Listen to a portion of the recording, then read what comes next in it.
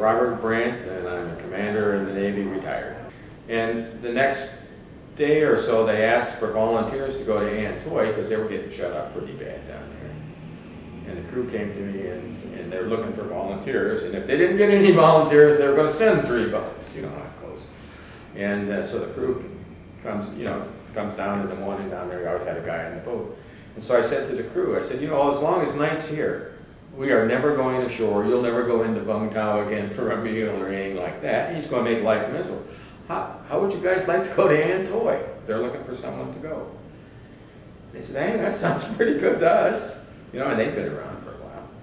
And I had one kid in my crew, then a new kid who he'd been there, but he was a replacement for Pooch who got shot, temporary replacement. His name was Fox. He said, I've been here in Catlow, you know, for, I don't know, 11 months. I only got 20 days to go, and I'm going home, you know. I don't want to go to Thoi, you know. And I said, Fox, you don't have to go to Thoi. I said, you know, you can stay here. I follow your logic completely. If I were you, I'd probably do the same thing. You got 20 days to go? You want to be with these screwballs? You know, no. You know, he was a good kid. So I said, you don't have to go. Well, who'll take my place? He said, I don't know, but I bet they find somebody. You know. So the next morning I go down and the crew's there and they say, hey, we got one of the bosuns here doesn't like his OMC. And he wants to know if he can come with us. You know, and oh, okay. Well, what's his name? Steve Luke, 2nd class bosun. I didn't know who he was. I mean, there were so many boats there and so many guys. I said, guys, I got one question. Is he a good guy? That's all I have. Is he a good guy? Yeah, he's a good, and you tell him he can come. Okay, so 2 days went by. He took his sea bag. He showed up. The other 2 boats were picked to go. And we sailed out. And I took him to Thoi. And so we moved to Thoi. And Thoi was an interesting place. You know, it's an island off the coast, about 60 clicks or whatever it is, and it had a prisoner of war camp on it. And done a lot of ops in that area. We'd work off a Coast Guard cutter, so they had a lot of, they had the Coast Guard A cutter on that side, because you went pretty far south from the island. But there was patrol areas around the island in the immediate vicinity and an intermediate area that you could travel to in a couple days and poke around in the rivers. Yeah, so we'd been in a couple firefights in Sun and Dock and that particular region. But anyway, we got called back that day and we went back to the Apple and the barge, and our division commander was there and said, what kind of shape is your boat in? I said, well, my boat is tired. I need new ejectors, you know, and it needs a little maintenance, but it's okay. And the on-end generator is acting up. They always act up. And he said, okay, well, pick any boat here, because I'm going to send you and 4 other boats on a mission. So you pick any boat here that's in the best shape, and you take it, and you leave your boat behind. And I said, well, I'm taking my guns with me, because my gunner's mates, 50s, we took them and put them in. Each gunner's got his own guns, and they're his thing, and they're his life. And anyway, so we loaded up, and I took 5 boats south, and the plan was we're going to drive down the Thailand side of, I guess, of Vietnam on the peninsula. Round the peninsula down there at the Canal Peninsula, start up and go up to where the Bo Ni River is. Okay, and then at first light on that particular, whenever you get there, you're going to hang a left. Okay, and you're going to go into Bo Ni River, go up the river. Supposedly there's a VC general sequestered someplace, and they had, you know, coordinates. And the U-boats are going to mortar that area. The 5 boats are going to mortar that area, continue on, go all the way through, and then you pop out on the other side over in Sun and Dock, because the Bossack kind of goes from one side and we'll go all the way through to the other side. And that's the plan, you know. And so we motored on down, or dieseled on down, came around the tip in the morning, and we had, I was in the first boat. I call them by the officers' names. I was in the first boat, Costello was in the second, Stoneberg was in the third, Baker was in the fourth, and the last one was a guy by the name of Harwood. He was in the 5th boat.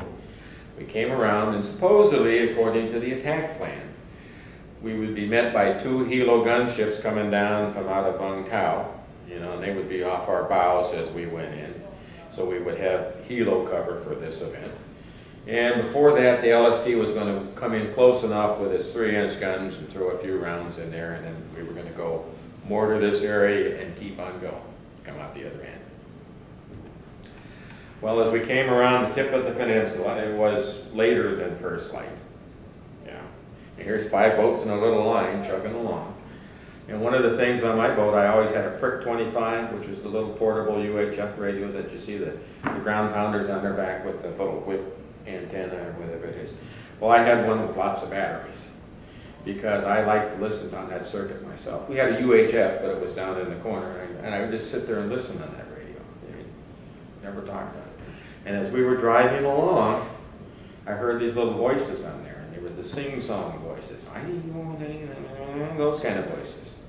And I said, that isn't ours, and that's nobody from our side.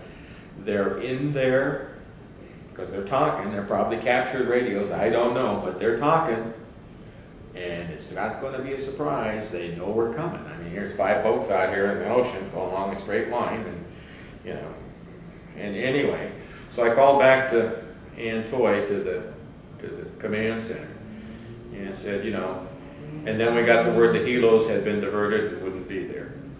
Okay, because something, you know, it's a long ways from Vung Tau down there, and something happened, and so they got diverted.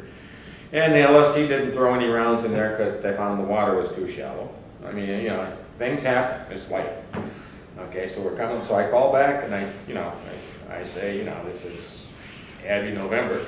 That was our call sign. I said, Abby November. I said, I can hear them on my Prick 25. They're in there waiting, and they know we're coming there. And the helos have been diverted. The LST can't do its thing. And I don't think it's a good idea that we go in there because, you know, there's no surprise to this. And I get back, you know, no, you're to carry out your orders. Okay. So then I said, yeah, I want you to tell me again what you just told me. I'm a good sailor and I can carry out my orders, but I want you to tell me again that you want in there. And before that, I'm telling you, they're waiting for us, and this is not good. You know. And I got, you will carry out your orders. So I said, aye, aye. So we went up, took the turn, started up the river. We had about 500 yards between boats. I was the first one, Costello, Stoneberg. And as soon as the last guy got through the mouth, that's when they slammed the door. It was like everybody was in the barn. Okay, and out along the Bodie River, there's still fortifications in there from when the French were there, cement bunkers. They're not in there all the time, they're, you know. But you can crawl in them and use them if you happen to be in the area. And the last boat came in and they just cut loose with everything they had. There was just rocket-propelled grenades. They had the Russian 50 calibers, the 12 7.5s or whatever they are, 5.7s. You know, they had recoilless. There was nothing but lead in the air.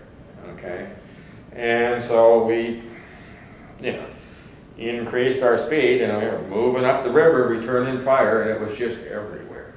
And then Stoneberg's boat got hit, and their gunner got his leg all shot up. I don't know if you've seen him. He's the guy, that's Joe Ponder. He's in the wheelchair. Okay, he got his right leg just chewed up. The lieutenant on the last boat, Lieutenant JG on the last boat, Harwood, he got hit, and he got hit in the leg, and it was bleeding. He lost his leg. Okay, and there was just bullets there and everywhere. And you know, if he would have continued on, it would have been it would have been awful. You know, so I made a decision, and they got it on tape. And you could hear, you know, and also there was a guy on the boat behind me, because then it was cool to have a newspaper guy or somebody embedded, because it was cool to ride swift boats. And he was on there with a tape recorder, you know, so he's hearing the radio traffic, the sounds, and all that type of stuff. And so as we go up the river, you know, we're continuing on, I decide that this is just only going to go downhill, in my mind. And so I got on the radio to our boats, and I'll use my exact words that day because they're on tape. I said, Abby November, that was all my 5 boats, collective call. This is Abby November himself, turn around and shoot your I say again, turn around and shoot your way out. And that's what we did. We shot our way out. And went out to the LST, and they got Ponder Medevac, and they got Harwood out. The one boat, I forget which one it was, took a rocket in the magazine, but it never detonated. That boat would have just gone poof. You know, I mean, it just didn't explode. Some minor shrapnel wounds, and that's what became, as Senator Kerry said, the Bodie Massacre. That's what he called it in his book. And to this day, that pisses the hell out of me, excuse the expression.